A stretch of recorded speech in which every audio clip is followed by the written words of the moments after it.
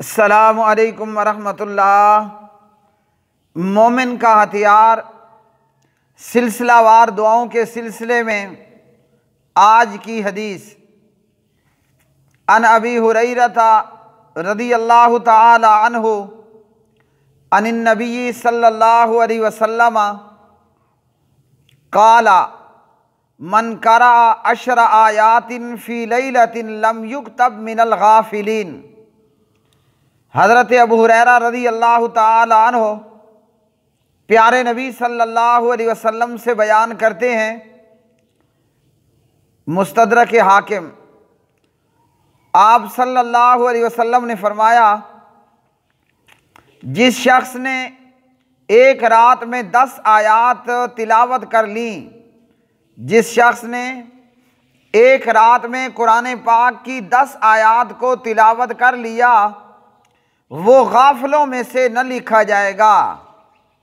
इसी तरह हज़रत तमीम दारी रज़ी अल्लाह ताला अन्हु की रिवायत, इस रिवायत के अंदर प्यारे नबी अलैहिस्सलाम ने फरमाया, मन करा बिमिअति आयतिन फ़ी लैलतिन कुतिबत लहू कुनूत लैलतिन।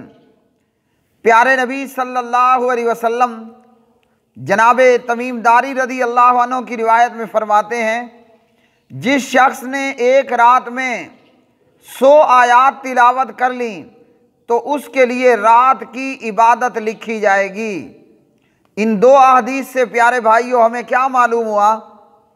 ये मालूम हुआ कि बंदा मोमिन को चाहिए कि रात को सोते वक़्त अल्लाह सुब्हानहू व तआला के कलाम पाक कुरान मजीद फुरकान हमीद की तिलावत कर लिया करे, जितना हो सकता है। कम से कम 10 आयात की तिलावत कर लें या 100 आयात की तिलावत कर लें।